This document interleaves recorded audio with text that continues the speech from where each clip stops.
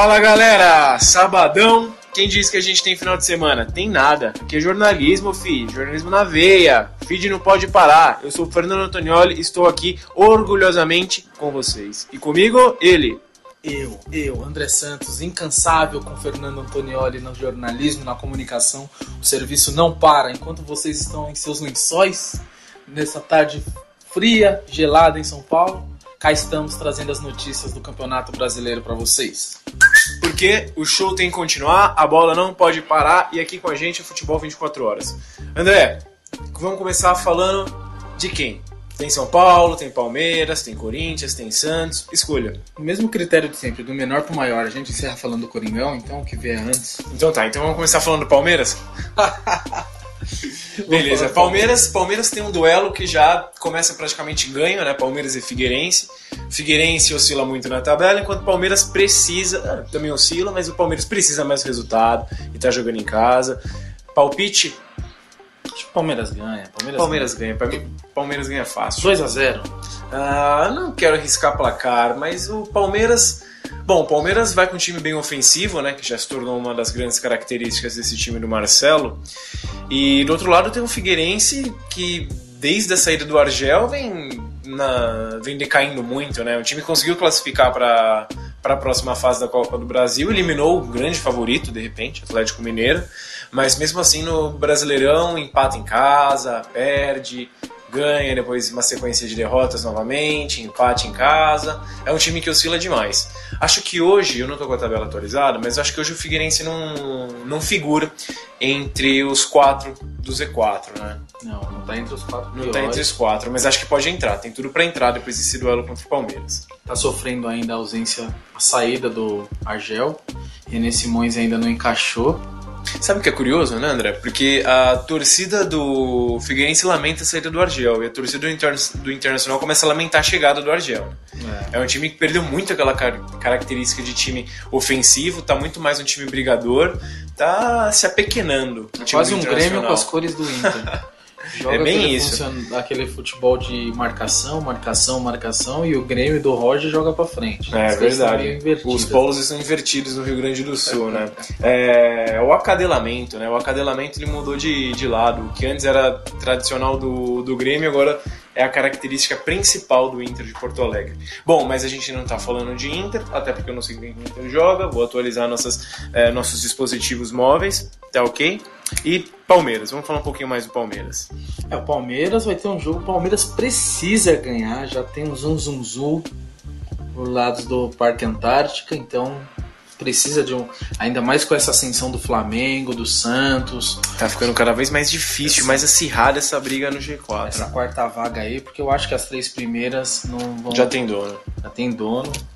Não sei se necessariamente na ordem que estão, mas os 3... Acho que essas 3 primeiras vagas vão ficar entre Corinthians, Grêmio e Atlético mesmo, e a disputa vai ser por essa última vaga. Esse G4 pode virar um G5, caso o Grêmio consiga ganhar a Copa do Brasil, mas não é bom arriscar, né? Então Palmeiras... Melhor se garantir. Encostar ali, o Flamengo vem bem, o Santos vem bem, o Palmeiras nessas últimas rodadas vem patinando. É verdade. Mas isso, pra mim, só dá indícios de que o Campeonato Brasileiro por pontos corridos ele fica cada vez mais atraente, né? A média de público aumentou, o que atrai mais gente pros estádios, uma vez que os espetáculos eles se tornam melhores, mais disputados. Hoje...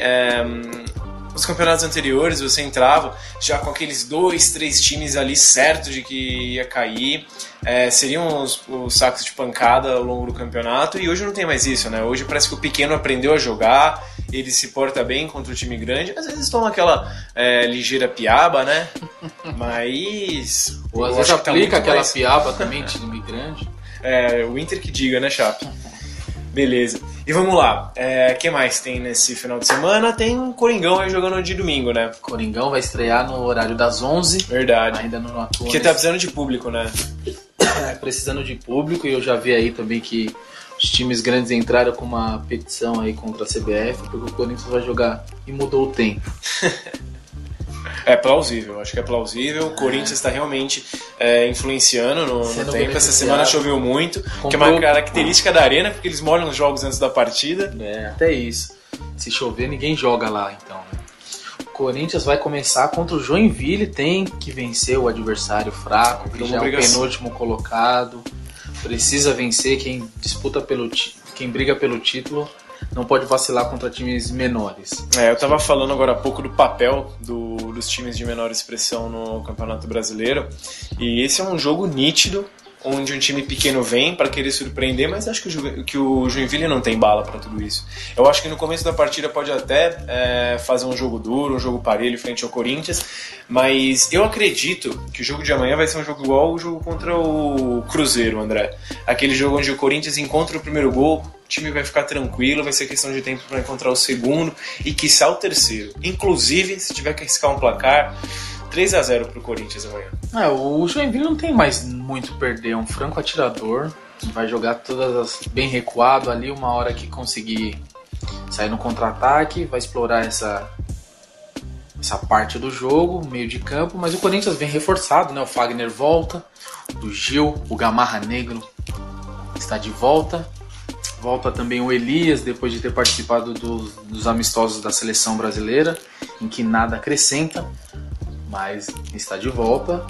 Vamos ver o que esperar. Eu acho que o Corinthians tem por obrigação vencer o Cruzeiro, bicampeão 2013 e 2014, quando fazia jogos com essas equipes que estão disputando ali o Z4, disputando para não cair, brigando para não cair.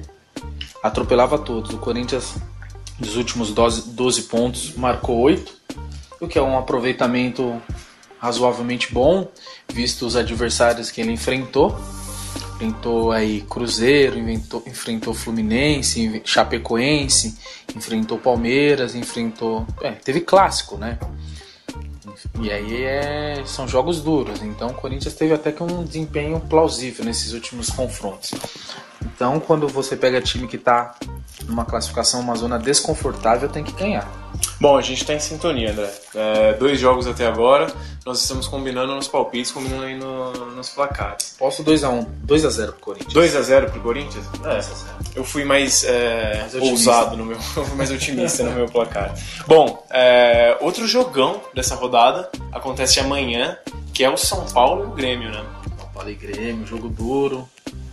Eu, como torcedor corintiano, espero que empate, que percam os dois, como bem escreveu o Olé na manchete da Copa em 2002, quando o Brasil enfrentaria a Inglaterra, que percam os dois.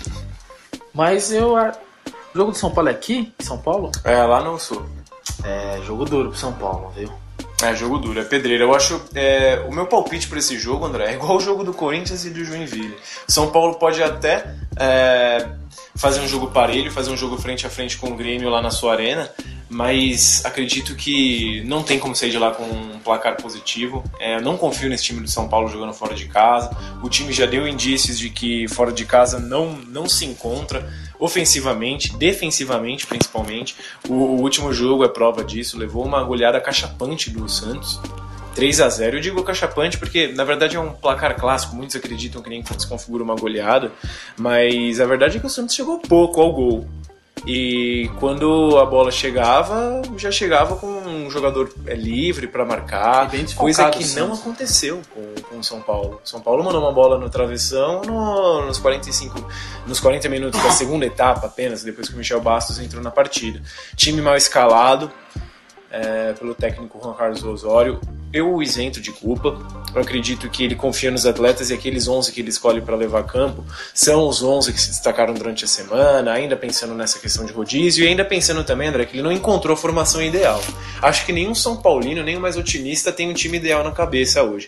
São Paulo continua sofrendo com lesões, o São Paulo que não vai ter aí o Luiz Fabiano de novo, não sei te dizer se isso é uma baixa ou um reforço para a partida, porque o Luiz Fabiano pouco vem acrescentando ao São Paulo nos últimos 4 anos, mas é fato que o São Paulo está desfalcado e não sei se esse time vai fazer frente ao Grêmio lá na Arena, não. Eu acho que o Grêmio ganha de 1-0 ou 2-1. É que o São Paulo dificilmente perde com poucos gols, né?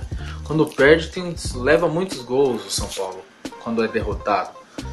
E o Grêmio eu acho que o Grêmio já tá no limite, assim, mas eu não vejo o Grêmio tá no ápice. Assim, o Grêmio ainda não começou aquela fase de declinar igual já aconteceu com o Corinthians, com o Atlético, que oscilou nas últimas rodadas, agora voltou a vencer. O Grêmio tá naquele limite.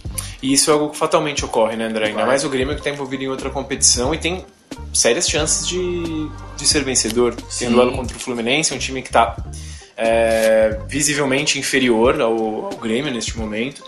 Então acho que o Grêmio tendo chance de ganhar as duas competições, isso acaba desgastando ainda mais o elenco, né? Exatamente. E voltando só um pouco no São Paulo, eu acho que o Juan Carlos Osorio tem que ser realmente livre, ser deixado de lado nessa questão do planejamento do São Paulo. O ano do São Paulo, o que vier é lucro. Eu se fosse torcedor do São Paulo, o que vier é lucro. A diretoria abandonou o elenco, erros com problemas de salário, erros de administração de temperamento de jogadores, montou um time bem de estrelas e mandou um ídolo do clube, o treinador Muricy, embora, contratou um outro correndo que foi a terceira, a quarta opção. Então vendeu 6 jogadores, 7, 8?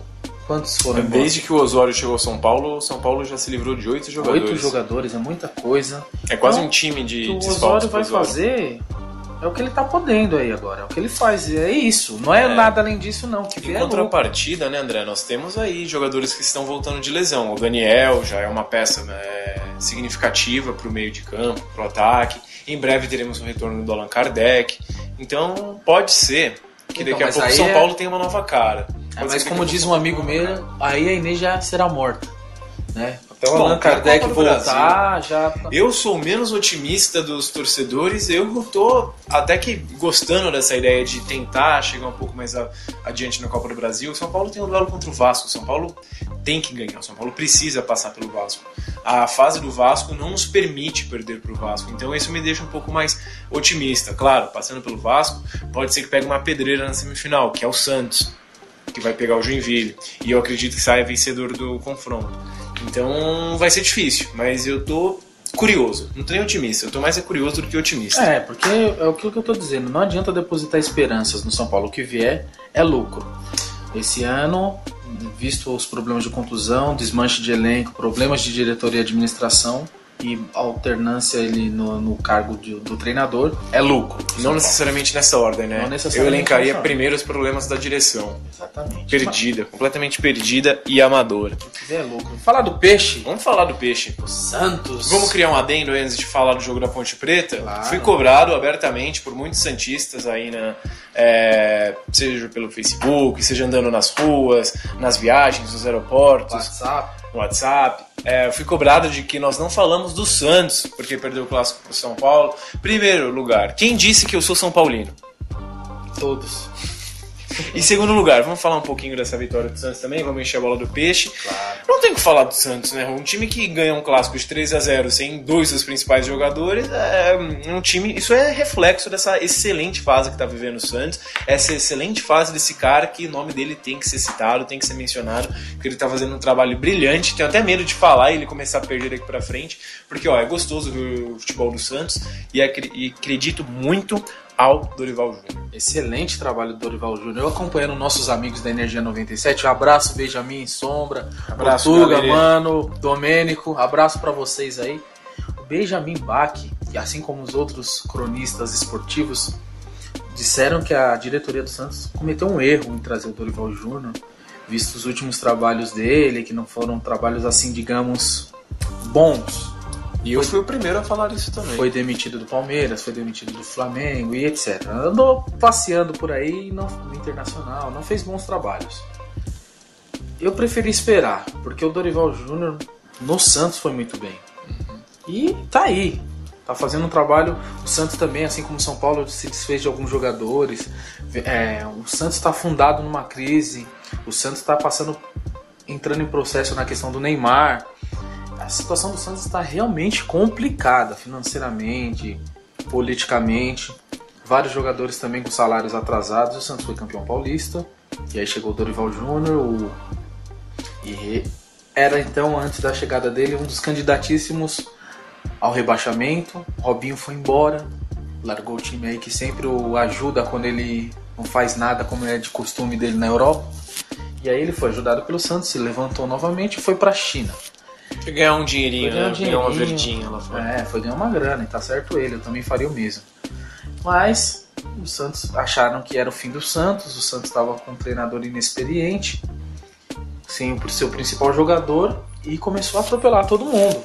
O Dorival chegou, o time parou de sofrer aqueles gols aos montes aí que o Santos levava, começou a ganhar o clássico, eliminou o Corinthians, ganhou um respeito da imprensa, dos torcedores dos times rivais aqui de São Paulo. E aí agora tá difícil segurar o Santos, que já tá ali. André, o que tem? Sétimo. O que tem nessa água de Santos, né? O que tem nessa água da Praia Grande? Eu, quando ia pra lá, só pegava virose. Hoje os moleques vão pro Santos. Quando tinha água, né? É verdade. Hoje os moleques lá de Santos, eles... Pô, todo ano o Santos forma, no mínimo, um atleta que se destaca. Muitas vezes esse cara, ele não é oriundo da base do Santos. Ele veio de outro clube, mas ainda na base ele foi tratado, foi lapidado, foi lançado aos profissionais. Crédito também pro Santos, além do time formador do garoto. Mas é incrível como esse time se dá bem com esses garotos, né? Eu se fosse desses outros times aí, São Paulo, Palmeiras, que estão sempre procurando inovar nas categorias de base, eu ia parar de contratar jogador e ia comprar galão de água lá da Baixada Santista, meu. Porque se eu tiver um filho, meu filho vai crescer lá. Eu vou mudar pra Santos e não vou mais trabalhar. Vou esperar o moleque começar a ganhar grana com o futebol e esse vai ser o meu... E viver igual o seu Neymar. Assim, vou viver igual o seu Neymar, exatamente. Não, o Santos, ele envolve também uma Só que sem as orgias. Ou com as orgias, não sei. Depende da situação. O seu Neymar, o Santos, ele... Tudo lá é diferente. A pressão do... Não é um time que tá na capital... Na capital mais importante da federação, é um time que está já mais deslocado, está na Baixada do Santos, é um time que não tem a pressão que tem o Flamengo, não tem a pressão que tem o Corinthians. É diferente você lançar um menino nesses times, no Atlético, que é time de massa. É diferente de lançar no Santos. Lá a torcida já também está doutrinada, ela tem um pouco mais de paciência, né? Então os moleques se sentem à vontade de jogar lá. E pega um treinador que aposta na juventude, que sabe montar um bom esquema, como é o Dorival Júnior, a tendência é subir. O Santos tá chegando aí. São Paulo, Flamengo, que se cuidem. Ah, com certeza. O São Paulo, eu acho que você bem frisou, se terminar na Série A em 2015 é lucro. Bom, vamos lá. Ponte Preta ou Santos? Não, acho que dá Santos. Santos também acho que dá Santos, o que me deixa triste, viu? Eu apostava muito nesse time da Ponte Preta, eu gosto do Doriva. Doriva foi campeão esse ano com o Vasco, né? Então esse cara merece uma estátua. O ano passado com o Ituano. O ano passado com o Ituano, exatamente. Então é um técnico interessante aí, pode figurar entre os técnicos do futuro na elite brasileira. A Ponte Preta tá fazendo um excelente trabalho lá em Campinas, estrutural. A Ponte Preta tá correndo atrás de gente para trabalhar no clube. Não acho que eles estejam esquecendo as 4 linhas dentro de campo, mas é um time que está procurando trabalhar bem em seus bastidores. E me preocupa esse declínio da Ponte Preta, que figurou no G4 no começo do campeonato, né? Mas preocupa por alguns erros também dessa mesma diretoria que está procurando ajeitar o clube, né? Mandou embora o Guto Ferreira, que é um bom treinador. O trabalho do Guto Ferreira começou a ser prejudicado quando ele perdeu o Renato Cajá, que era o principal articulador do campeoto, líder de assistências até o momento que ele foi embora. Não é nem um craque, mas estava encaixado no elenco, dentro das condições reais da Ponte Preta. Eles já vinha de um ótimo paulistão. Venderam o Cajá e quem eles repuseram? Com quem? Quem foi o meia, o artigo? Eles contrataram o Ganso, o Jadson, o Lucas Lima? Não. Então, aí mandam um técnico embora. Contratam o Doriva, com todo respeito, fez esses bons trabalhos, mas no Vasco estava também com um desempenho pífio no brasileiro, embora tenha vencido o Campeonato Carioca, que não é parâmetro para nada. O brasileiro. Aí mandaram embora o Guto Ferreira para contratar o Doriva. E o time tá pior com o Doriva do que estava com o Guto Ferreira. O time vem, deixa eu consultar aqui, o time vem de uma derrota, um empate, 2 derrotas e mais um empate. Então, há tempos a Ponte Preta não sabe o que é uma vitória. Então a tendência é piorar. Eu acho que o Santos ganha e ganha uma certa facilidade aí. Artilheiro do campeonato, o Lucas Lima de volta da seleção. Acho que o Santos vence a partida. André, antes já atingimos 20 minutos de programa. O que você acha do Ricardo Oliveira, titular desse time do Santos? O Santos recentemente fez uma pesquisa dos atletas que em breve podem sofrer com problema de lesão e estão bancando mesmo assim a titularidade do Ricardo Oliveira. O Ricardo Oliveira já está com 35 anos, está jogando um jogo atrás do outro, quarta domingo. Ele foi apontado nesse exame das lesões e ele vai a campo como titular no domingo. Tô temendo pelo pior já pelo estado de saúde do Ricardo Oliveira, o que seria péssimo pro campeonato, porque é um cara que com 35 anos continua desequilibrando. Olha, o que eu falei pra você logo no começo do ano, quando o Santos acertou com o Ricardo Oliveira, eu falei, o Santos só tem que tomar cuidado, porque o que ele fez não precisa falar nada pra ninguém. Jogou muito na Portuguesa, jogou muito no Santos, jogou muito no São Paulo. Muito mesmo.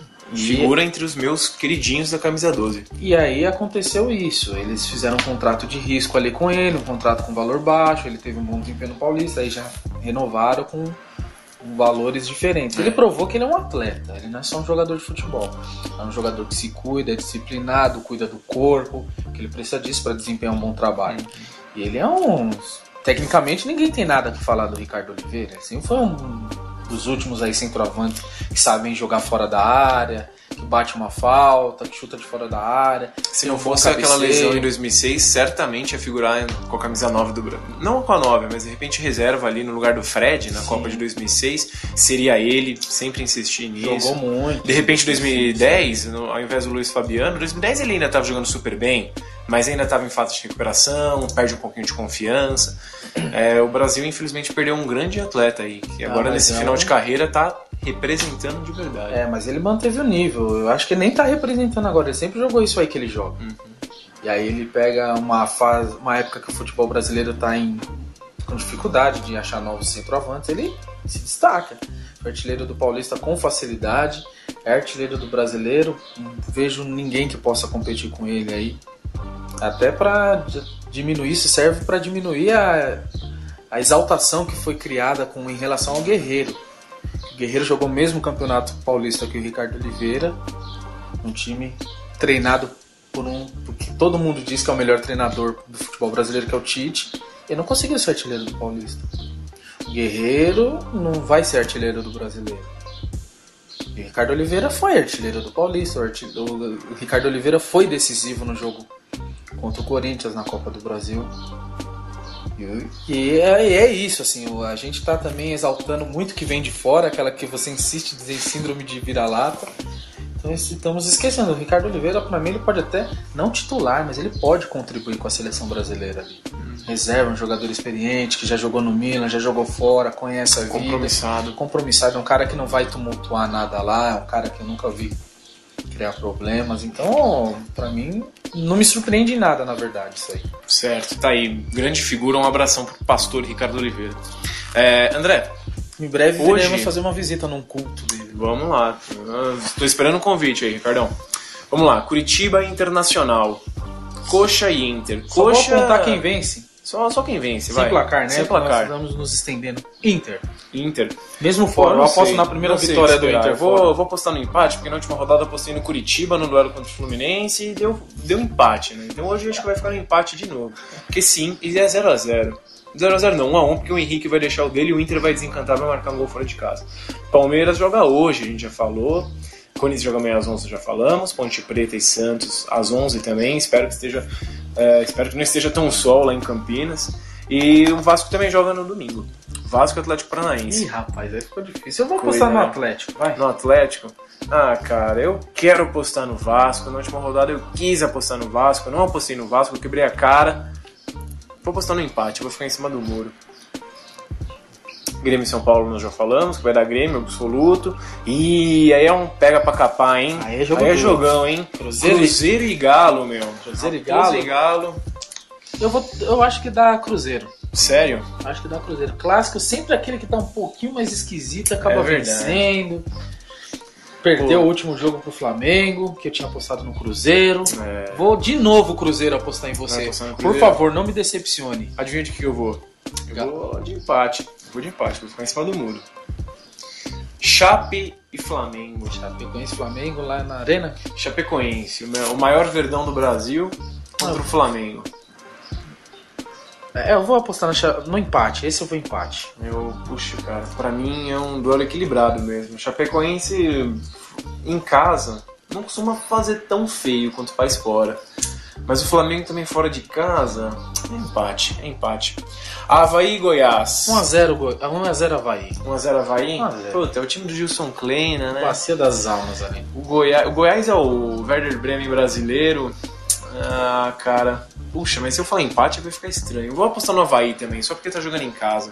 Só porque tá jogando em casa. E o Goiás vai chegar meio de salto alto, achando que a partida ganha. Vou de Avaí. O Avaí vai empurrar o Goiás de novo pro Z4. Sport e Fluminense. Aí eu aposto no Sport. Cara, primeiro turno, todo jogo que o Sport fazia era sempre o jogo mais interessante do campeonato. Agora o Sport, ele tá o quê? Tá em 11º. 11º, caiu legal esse time do O Sport do tava Batista. fazendo milagre, né, gente? O time do Sport não é pra isso. Mas eu gostava, o Sport é o único representante nordestino no legal. torneio. Mas é que Pra mim é colocaram uma lástima. esperança. Aquilo não era o parâmetro. Os times estavam em Libertadores. Não era pra aquilo tudo. Um time com Diego Souza, um time com André Balada, um time Wendel. com Wendel, Richelli, Marlone, uma mistura de medalhões com jogadores Refugos. com refugos. Então, puxa, é É um empate. time intermediário mesmo. Mas eu aposto no Sport nessa partida. Vai apostar no Sport? No Sport eu vou ficar no empate de novo. Nossa, eu apostei num monte de empate aqui. Mas beleza, vamos na sequência aqui no programa. Olha que legal, toda vez que eu bato palma, tem um passarinho que canta aqui no estúdio. Colocaram Que no bonito. estúdio? Bom, É um... a gente depois passa pra direção aqui. Né? Brincadeira, hein? Vamos anotar. Bom, André, falando em anotações, eu vou dar uma olhada aqui no meu caderninho de abraços. Opa. Porque estão me cobrando já, estão me cobrando publicamente. E eu gostaria de hoje, nesse sabadão, mandar um abraço super especial pra você, Ederbado. Pra você que tá me cobrando esse abraço há anos, então está dado esse abraço. E como não poderia deixar de ser, essa dupla, formada por Ederbado e Diego Joia, um abraço também pra você, cabeça de nós todos. Muita saudade e vamos que vamos. Um abraço pra você também, Marquinhos, aí da freguesia, pro Kleber. Já moramos na mesma rua, hein? Tá acompanhando e tava cobrando Santista, a família inteira de Santistas.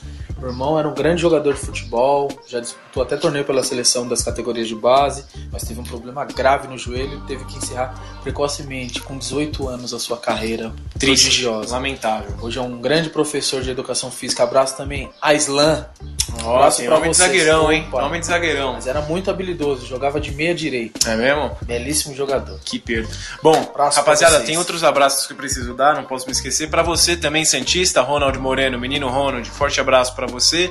E também tem um abraço, cara, muito especial, vindo lá da Zona Leste, que é pra você, Rubão, que viajou lá, tava em Dublin, né, aproveitando aquela delícia de país, hoje tá de volta. Um grande abraço pra você, Rubão, obrigado por ouvir o nosso programa. Valeu.